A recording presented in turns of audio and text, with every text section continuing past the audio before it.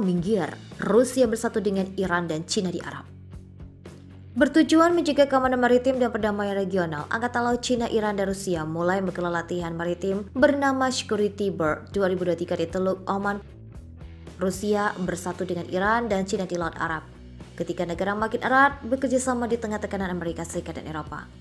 Selama latihan Angkatan Laut, kapal akan melakukan manuver bersama dan kapal-kapal militer juga akan melakukan tembakan artileri di siang dan malam hari. Kementerian Pertahanan Nasional Cina mengatakan dalam sebuah pernyataan pada Rabu bahwa latihan tersebut akan digelar bersama 5 hari ke depan.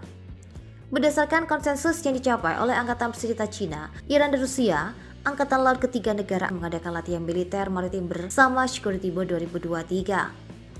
Latihan security ini merupakan pengembangan dari 2 latihan Angkatan Laut bersama antara Cina, Iran, dan Rusia yang diadakan pada 2019 dan 2022.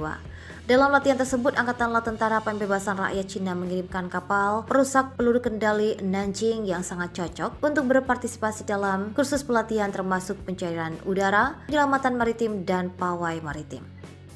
Kursus pelatihan utama adalah pencairan dan penyelamatan, dan Teluk Oman adalah wilayah yang penuh dengan jalur transportasi laut yang digunakan oleh banyak negara di dunia. Sehingga latihan tersebut memiliki anti positif dalam menjaga jalur laut internasional, bersama kata Zhang Jifei, seorang peneliti senior di Akademi Riset Angkatan Laut (BLA). Tidak seperti beberapa negara lain yang mengadakan latihan untuk menargetkan pihak ketiga. Latihan oleh Cina, Iran, dan Rusia tidak ditujukan untuk pihak ketiga manapun, imbu Zhang. Hasil kerja bersama setelah diselesaikannya pelatihan Security Bird 2023 dirangkum pada 18 Maret, lapor kementerian tersebut. Kementerian Pertahanan Rusia dan Cina pada hari Rabu 15 Maret 2023 mengatakan bahwa Cina, Rusia, dan Iran mengadakan latihan militer bersama di Teluk Oman.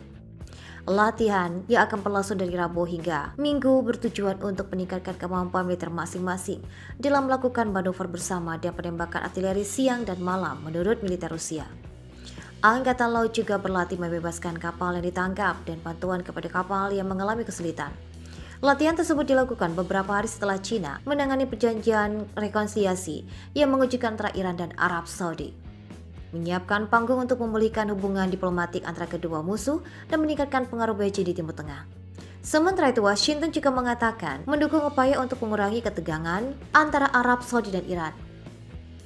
Washington juga telah mencoba untuk mengecilkan peran Cina dalam pembicaraan tersebut. Berbicara kepada CNN pada hari Rabu 15 Maret 2023, juru bicara Dewan Keamanan Nasional AS John Kirby mengatakan AS akan menonton latihan tersebut tetapi tidak khawatir.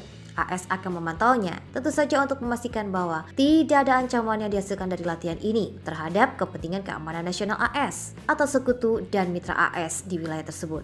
Tapi negara-negara berlatih, AS melakukannya sepanjang waktu dan AS akan menontonnya sebaik mungkin. Latihan tersebut dilakukan saat Washington menyelesaikan latihan militer besar-besaran di wilayah tersebut dengan lebih 50 negara mitra, mulai dari Teluk Arab hingga Laut Merah serta Samudra Hindia. Douglas Silliman, mantan duta besar AS untuk Kuwait dan Irak sebelumnya, juga mengatakan kepada MEI bahwa Cina sama sekali tidak menggantikan AS sebagai penyedia keamanan utama di kawasan itu. Meskipun baru-baru ini memenangkan diplomasi, namun Beijing telah meningkatkan keterlibatan militernya di Teluk. Cina dan Arab Saudi juga telah menyetujui rencana untuk bersama-sama mengembangkan drone di kerajaan tersebut. Sementara itu, pembicaraan IAEA dengan Washington untuk memperoleh jet tempur F-35 gagal karena perselisihan tentang hubungan UEA dengan Beijing. Pada tahun 2021, Wall Street Journal melaporkan AS juga mencurigai Cina sedang membangun fasilitas militer di sebuah pelabuhan di UEA. Partisipasi Rusia dalam latihan tersebut juga menggarisbawahi bagaimana Timur Tengah mengecewakan tujuan AS untuk mengisolasi Moskow atas invasinya ke Ukraina. Iran juga telah memasuk Rusia dengan drone bersenjata perjalanan pertama Vladimir Putin di luar bekas Uni Soviet sejak menginvasi Ukraina adalah ke Iran. Putin juga telah berjanji untuk mempercepat upaya Iran untuk bergabung dengan Organisasi Kerjasama Shanghai, sebuah blok keamanan Asia Tengah yang dirancang sebagai penyeimbang pengaruh Barat di Eurasia.